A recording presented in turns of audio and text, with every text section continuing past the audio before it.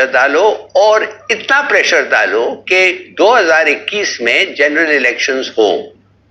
अब ये मैं क्यों कह रहा हूं? मैं ये इसलिए कह रहा हूं कि आपने सुना होगा कि जमात इस्लामी के जो सरबराह हैं उन्होंने तो कह दिया है कि ये करंट असेंबलीज जो हैं ये बेकार हैं और ये कोई प्रॉब्लम्स को हल नहीं कर सकते, ये तो बल्कि प्रॉब्लम्स को ज्यादा कॉम्प्लिकेट कर रहे हैं।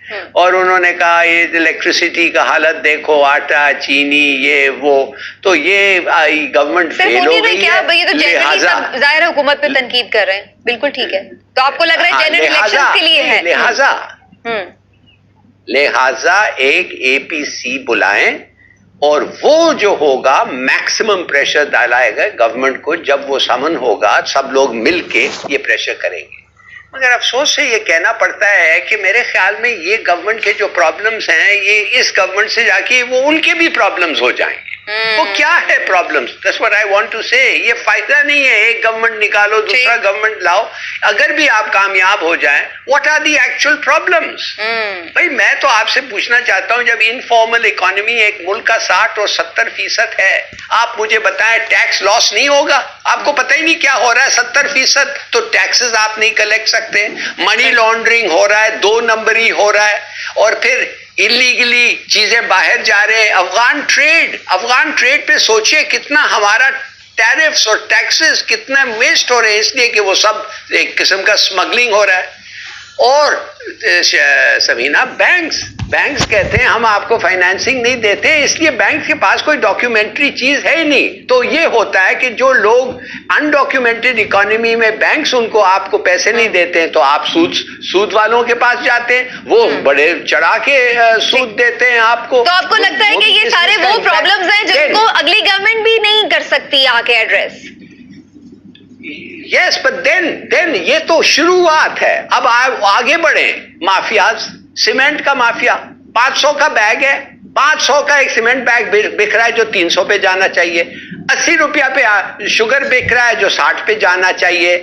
आप मुझे बताएं, ये जो गाड़ियां हम खरीदें दे आर जंक। जितने पैसे हम दे रहे हैं एक टोयोटा ग्लैडी पे, वो एक BMW मिलेगा। इमरान साहब मुझे ये बताएं कि पहले भी तो यही सारा कुछ था, लेकिन बहरहाल फिर भी कुछ ना कुछ तो मुल्क चल रहा था, या लोग कहते थे कि चलें जी आपकी इकॉनमी कुछ ना कुछ तो रन कर रही है। लेकिन अब ज्यादा तनकीद की जद में अगर ये गवर्नमेंट है तो उसकी वजह एकदम से ये सब चीजें इतनी स्ट्रांग तो नहीं हो गई ना? ये इसलिए गवर्नमेंट इसलिए तनकीद की जद में है कि हिलाली साहब ने जितनी बातें की हैं, जितने माफियाज का जिक्र किया, जितने कार्टल्स का जिक्र किया, ये सब वो बातें हैं जो 2013 से लेके 2018 तक हमारे मौजूदा वजीर आजम इमरान खान साहब यही बातें तो कहते थे कि मैं इनको खत्म करूंगा, मैं इनको खत्म कर दूंगा, मैं लूटी हुई दौलत वापस लाऊंगा, मैं इनको चलने नहीं दूंगा। तो आपने क्या किया? 2 साल हो गए आपको, वो सारी चीजें उसी तरह से लोग इसलिए देखते हैं। अब मैं वापस आता हूँ शहबाज शरीफ साहब की तरफ, जो मुस्लिम लीग नून है, उसमें मैं क्यों समझता हूँ कि शाहिद हकान अब्बासी या दूसरे लोग जो हैं वो नहीं, बिलाखिर शहबाज शरीफ को ही करना पड़ेगा। वो इसलिए कि वोट बैंक है नवाज शरीफ का, शरीफ फैमिली का। हमारे यहाँ इस खित्ते में, सिर्फ पाकिस्तान में नहीं, इस पूरे खित्ते में आपको शख्सियत की बिना पे वोट पड़ते हैं। आपका क्या ख्याल है कि हमजा शहबाज ऐसे जेल काट रहे हैं? हमजा शहबाज जो हैं 1 साल से ज्यादा उन्हें हो गया है। ये आप देखेंगे कि शहबाज शरीफ इस तरह का मामला बनाएंगे कि मरकज में अपना वो किरदार अदा करें और पंजाब में हमजा शहबाज। अगर वो इतनी सेटिंग करके चलेंगे तो आपके ख्याल से अवाम में मकबूल होंगे या गैर मकबूल होंगे? अभी तक वो सेटिंग के साथ चल रहे हैं। तो आपने खुद ही जिस सर्वे का जिक्र किया, परसों भी मैंने जिक्र किया, उसमें शहबाज शरीफ से ज्यादा वैसे इमरान खान का कमाल है। सुने, उसमें नहीं, उसमें इनका मकबूलियत बढ़ रही है ना? नहीं, इनकी तो बढ़ रही है, लेकिन उसमें इस वजह से नहीं कि ये बहुत अच्छा परफॉर्म कर रहे हैं इसलिए इनकी मकबूलियत बढ़ी है। वो उसकी वजह ये गवर्नमेंट नहीं परफॉर्म कर रही, तो लोग अल्टीमेटली फिर देखते हैं कि उनसे वो बेहतर है। आपको अभी भी ये उम्मीद है कि गवर्नमेंट अभी अच्छा परफॉर्म क्यों नहीं कर सकती सर? 3 इयर्स अभी उनके पास है। इतना हम कहते हैं स्वीपिंग स्टेटमेंट 3 इयर्स नहीं, मैं तो ये स्वीपिंग स्टेटमेंट। शरीफ ने क्या किया? शरीफ ने क्या किया जब वो हुकूमत में थे? ये प्रॉब्लम्स के बारे में कुछ नहीं किया।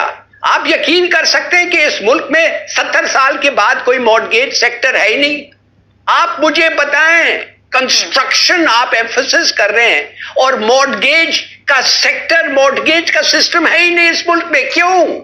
इसलिए नहीं है कि वो लोग, आप जाके किसी को मॉर्गेज जो आदमी पे नहीं करता है उसको घर से निकालें, 10 साल तक आप उसको घर से नहीं निकाल सकते, स्टे पे स्टे वो ले जाएगा, तो बैंक्स पैसे नहीं देंगे। कि अब मैं इमरान खान को ये पूछना चाहता हूं, वंडरफुल कि आप कंस्ट्रक्शन सेक्टर को बड़ा करना चाहते हैं, मगर बच्चों कंस्ट्रक्शन सेक्टर को बड़ा करने के लिए मॉर्गेज देने पड़ते हैं, लोग पैदा नहीं होते घर समेत, लोग कमा के घर बनाते हैं, बैंक से लोन लेते हैं, मगर अगर वो बैंक को लोन, चलिए सर मुझे एक ब्रेक की तरफ जाना है, अगर आप वापस ना करें प्रॉब्लम्स तो हम हर रोज डिस्कस करते हैं लाली साहब, बिल्कुल सही।